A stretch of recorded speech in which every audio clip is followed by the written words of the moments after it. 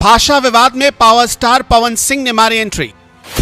मराठी हिंदी विवाद पर राज ठाकरे को दिया, मराठी नहीं आती फिर भी मुंबई में ही करूंगा काम।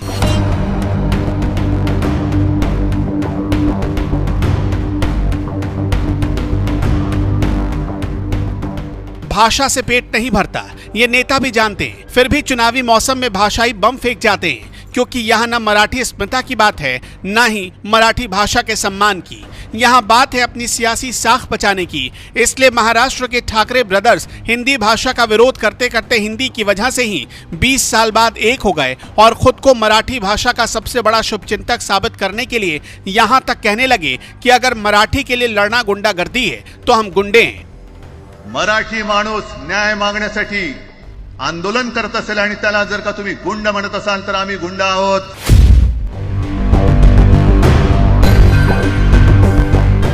तो वहीं उनके समर्थकों ने हिंदी बोलने वाले यूपी बिहार के लोगों को मारना पीटना शुरू कर दिया। लेकिन अब यही हरकत ठाकरे ब्रदर्स को भारी पड़ रहा है, क्योंकि एक तरफ जहां देश भर में ठाकरे ब्रदर्स की फजीहत हो रही है, वहीं दूसरी तरफ भोजपुरी सिनेमा के पावर स्टार कहे जाने वाले पवन सिंह ने भी उन्हें चैलेंज दे दिया है कि मुझे मराठी नहीं आती फिर भी मैं मुंबई में ही काम करूंगा।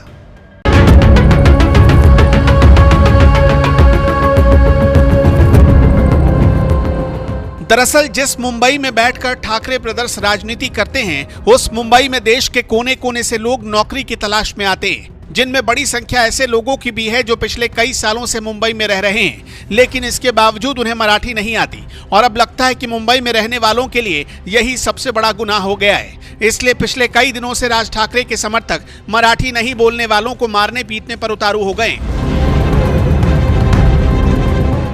मराठी भाषा के नाम पर इस तरह की गुंडागर्दी करने वाले राज ठाकरे के समर्थकों को अब भोजपुरी सिनेमा के सुपरस्टार पवन सिंह ने जवाब दिया और एक इंटरव्यू में उन्होंने कहा, हमरा मराठी ना आवेला, मेरा बंगाल में जन्म हुआ, ई कौनो जरूरी बा कि हम बंगला बोली, हमको नहीं आता है, नहीं बोलता हूँ, मुझे लगता है कि मैं नहीं सीख पाऊंगा। हिंदुस्तान में हर जगह मुझे हिंदी बोलने का अधिकार है। अब ये क्या बात हुई कि हम महाराष्ट्र में रहते हैं, काम करते हैं, तो हमको मराठी आना ही चाहिए? ऐसी बातें जहां से निकल रही है, इसे सिर्फ अहम बोलेंगे। पवन सिंह से जब पूछा गया कि आपको राज ठाकरे के कार्यकर्ताओं से डर नहीं लगता, जिस पर पवन सिंह ने रौबिले अंदाज में जवाब देते हुए कहा, का करी केहू जान मार दी, जान मारने से ज्यादा तो कुछ नहीं हो सकता है। ऐसे मैटर में आदमी जाएगा तो शहीद हो जाएगा, वो नाम कभी मर ही नहीं सकता है, मार दो जान। लेकिन मराठी नहीं आती है, नहीं बोलूंगा, और मैं वहां काम भी करता हूं और आगे भी करूंगा। पवन सिंह भोजपुरी के साथ साथ अब बॉलीवुड में भी काम करने लगे हैं, इसलिए मुंबई भी जाते रहते हैं और ये बात भी जानते हैं कि राज ठाकरे के समर्थक उन्हें भी निशाना बना सकते हैं। लेकिन इसके बावजूद पवन सिंह ने डंके की चोट पर कहा कि मुझे मराठी नहीं आती फिर भी मैं वहां काम करूंगा और करता रहूंगा, क्योंकि पूरे हिंदुस्तान में हिंदी बोलना उनका अधिकार है। तो वहीं दूसरी तरफ एक और भोजपुरी एक्टर दिनेश लाल यादव निरहुआ ने भी कुछ ही दिनों पहले भाषा विवाद पर चुप्पी तोड़ते हुए कहा था कि चाहे रहिया मुंबई दिल्ली, चाहे रहिया मसूरी में, और लिखिया पढ़िया कौनो भाषा, बतिया भोजपुरी में। मैं यही कहूंगा कि चाहे रहिया मुंबई दिल्ली, चाहे रहिया मसूरी में, लिखिया पढ़िया कौनो भाषा, बतिया भोजपुरी में।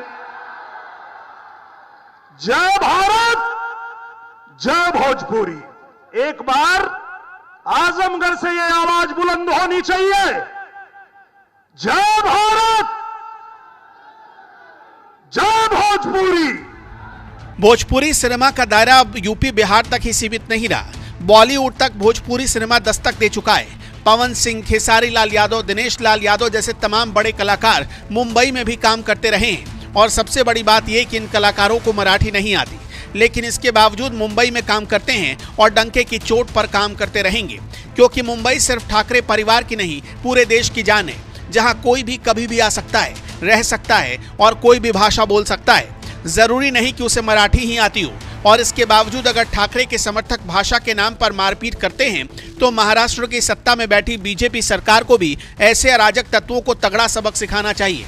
बहरहाल, भाषा के नाम पर गुंडाई कर रहे ठाकरे के समर्थकों को निरहुआ और पवन सिंह जैसे भोजपुरी स्टार ने जिस तरह से जवाब दिया, इस पर आपका क्या कहना है? अपनी राय हमें कमेंट में जरूर बताएं। साथ ही आजमगढ़ में कार्यक्रम के दौरान निरहुआ ने भाषा विवाद पर और क्या कुछ कहा वो भी सुन लीजिए। हमारे बोलने से पहले निरहुआ कुछ 2 लाइन गा दो। तो निरहुआ एक भोजपुरी कलाकार है पूज्य महाराज जी, और आपके आशीर्वाद से हम अपने भोजपुरी भाषा के लिए काम करते हैं। और जो लोग भोजपुरी भाषा बोलते हैं उनकी एक खासियत होती है कि भोजपुरिया जवान नहीं सहेला गुमान, बाई बतिया के गावे गावे हाला, निरहुआ रिक्शा वाला, निरहुआ रिक्शा वाला, निरहुआ रिक्शा वाला, निरहुआ रिक्शा वाला। और जब देश के अलग अलग हिस्से में भोजपुरी बोलने समझने वाले लोगों के साथ कोई अत्याचार करने की कोशिश करेगा, कोई भी हमारे भोजपुरी बोलने वाले लोगों के साथ मारपीट करेगा, तो आज इस मंच से बताता हूं मैं उसको, जे ना गरीब संग करे इंसाफ हो,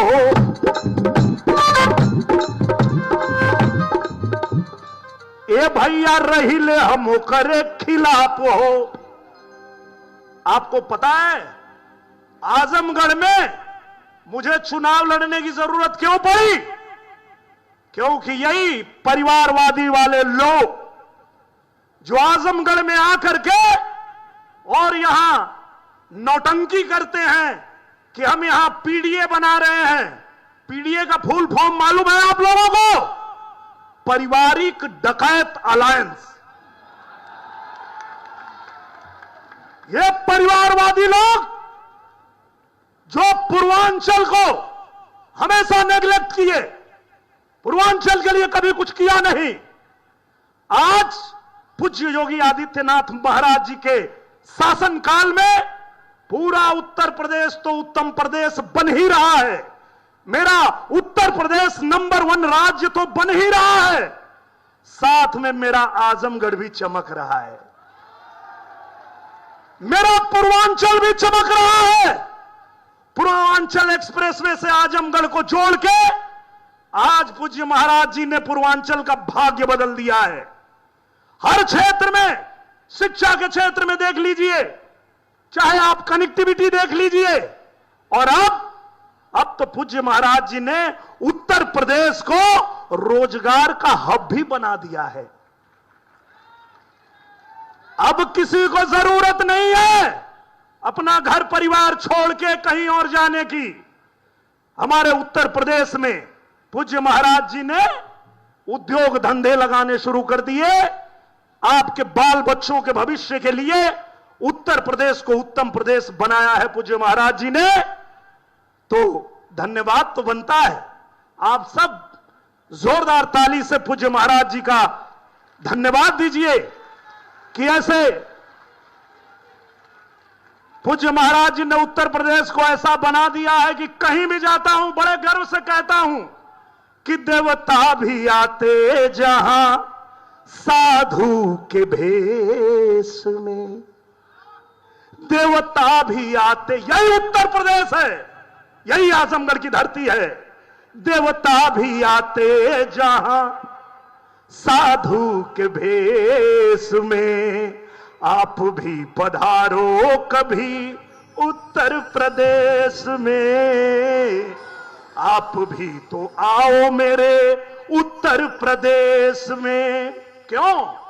अवध में राम जन्मे, मथुरा में कान्हा, जहां जन्मी सीता मैया, धाम जहां जन्मी राधा मैया, धाम बरसाना। गए ना आप लोग मथुरा, अयोध्या, काशी? ये वो धरती है जब भगवान को भी जन्म लेना होता है तो इसी धरती पे जन्म लेते हैं। यही उत्तर प्रदेश है जिस उत्तर प्रदेश को पूज्य महाराज जी ने सबके लिए चमकाया है, सबके लिए बनाया है और सबका स्वागत अभिनंदन करने के लिए हम लोग तत्पर रहते। खबर भी असर भी सिर्फ एस ब्रेकिंग न्यूज पर। हम वही दिखाते हैं जो हकीकत हो, निर्भय और निडरता के साथ। आज ही चैनल को सब्सक्राइब करें। विज्ञापन देने के लिए संपर्क करें।